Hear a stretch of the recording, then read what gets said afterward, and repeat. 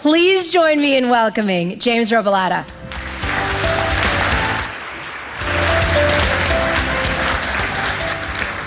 Friends, how we doing today? Good to see you, good to see you. My name is James Robilotta. I know right now I'm just some extremely attractive man talking to you. And you're like, well, so far, so good. But I feel like we should get to know each other a little bit more, and I feel like a natural place to start is to tell you how I eat pancakes. This makes sense, right, ma'am? You're like, sure, just don't call on me again. Friends, here's how I eat pancakes. You can get out of my face with a short stack of pancakes, all right? Does it look like I've ever only had 2 pancakes in my life? Let me go ahead and do this for you, okay? No, I'm grown and sexy. I'm gonna need 3 pancakes. And when it comes to my pancakes, I have an equal opportunity, same amount of butter and syrup on each one, okay? I'm not like the Bisquick box. You've all seen the Bisquick box before, right? It's got the big stack of pancakes on it, little yellow pad of butter up top, and the syrup just delicately dripping down the sides. What? Yeah, oh my God, no. No, because if you eat your pancakes that way, you're cutting into a drier gradient of pancake, and that doesn't make any sense. Where are my people who soak their pancakes in butter and syrup? Where you at? There you go, friend. I see you, I see you. All right, that's what's up. Where are my people who don't do that? Maybe we got some dippers in the house, okay? Some dry pancake eater, that's fine. This is an inclusive environment. Thank you so much for being here. Thank you. Friends, after I get my pancakes adequately soaked and stacked, what I do is I cut little triangles all the way around so that I have a star. Then I cut the points off the star so I have a circle. And then I cut more triangles out. It's a very geometric eating experience. And I start that way because I need you all to know from the jump that I'm a little bit weird. I'm a little bit weird. It's okay, I think we're all a little bit weird though. I know for me, a lot of my weirds come in food quirks. I wonder if some of you have food quirks as well. Maybe you eat something in a particular way. Like, for example, where are my people who don't like their food to touch? Yeah, there's a bunch of you, yeah, for sure, right? You're like, why don't all plates have those little separators, right? At Thanksgiving, you were making like green bean walls to be like, nah, gravy, know your place. Right? One of my people on the other side of the spectrum, when they see a plate of food, they just mash it all together. Where y'all at? Yeah, for sure, you're right. Oh, yeah, it's all gonna look the same eventually, right? Y'all nasty.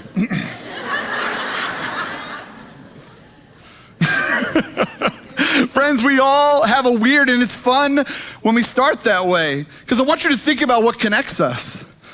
What connects us is not our mission statements. Sure, our mission statements sound beautiful and they are important and precisely worded, but what connects us are our stories.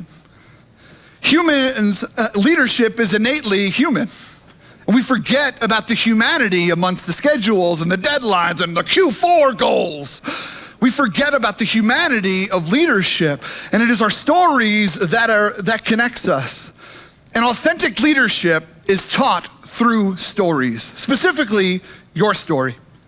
Authentic leadership is done by owning who you are so that you can be real to other people, but owning who you are is really scary because owning who you are involves putting every single facet of your life in front of a mirror, and I don't know about you all, I personally find mirrors to be pretty scary places. I'm not just talking about putting your physical appearance in front of a mirror though. I'm talking about also putting your choices, putting your relationship, putting your faith if you have that, putting your ego, your friendships, your reputation in front of a mirror and truly seeing it. But that's hard because mirrors don't lie. So oftentimes when we think about owning who we are, I think sometimes the way it comes out, we don't even recognize it is during embarrassing stories.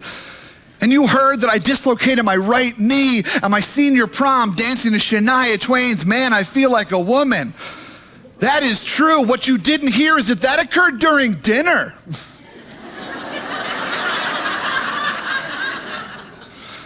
Friends, I don't know who the DJ was at my senior prom, but dude was dropping straight fire all night.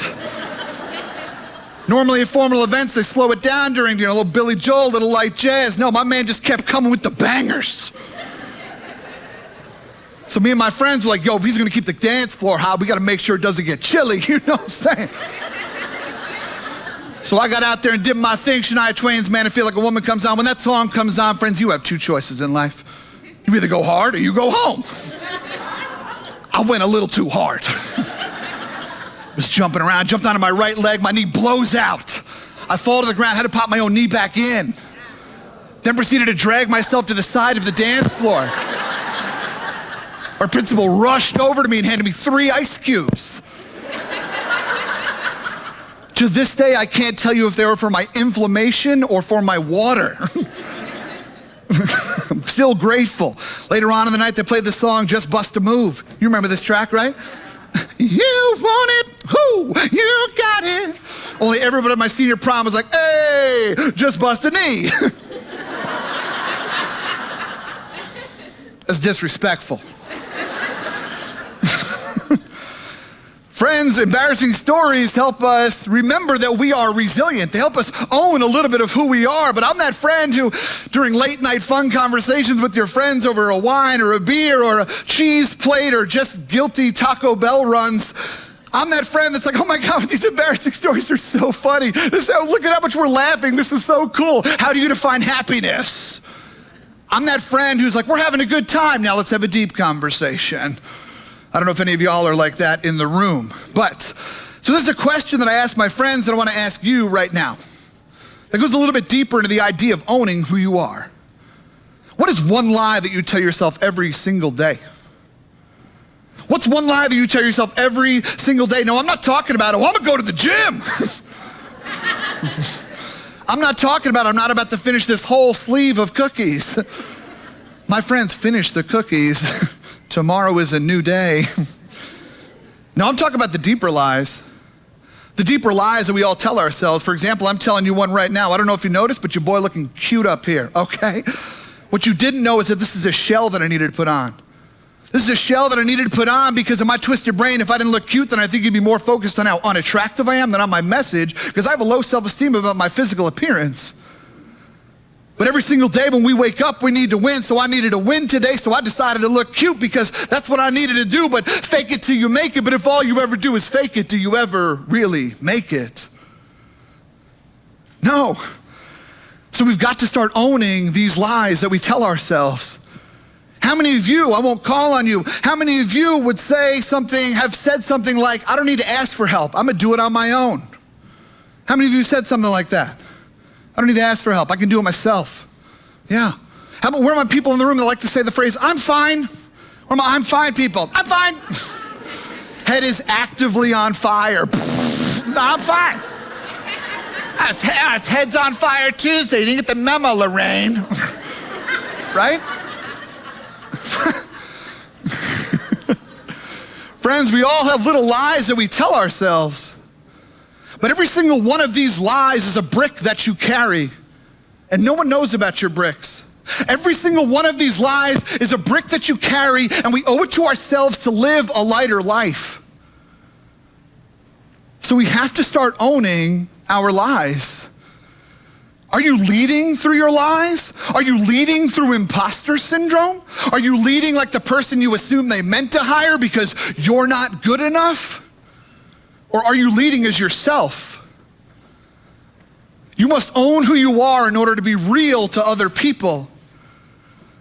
So the next question I want you to think about after what's one lie that you tell yourself every single day is, what version of yourself do you allow others to see?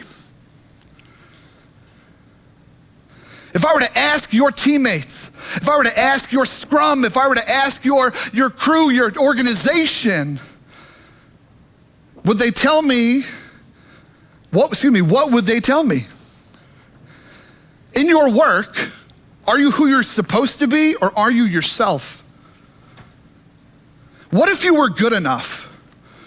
What if you were the one that was supposed to be hired? What if you don't have to be perfect? What if you could lead imperfectly through your own story, but it's hard and it's scary to lead through our own stories because no one knows what's going on in your personal life. No one knows about that divorce. No one knows what's going on with your kids. No one knows what's happening with your finances. No one knows what it's like to wear your skin in a society that consistently tokenizes you. No one knows what it's like to love who you love and wonder if you can hold their hands while you walk around. No one knows what it's like to be you because you are the only person who has to fall asleep to the sound of your own heartbeat. So my friends, I need you to hear me today and trust me when I say that your story is good enough. Your story is good enough.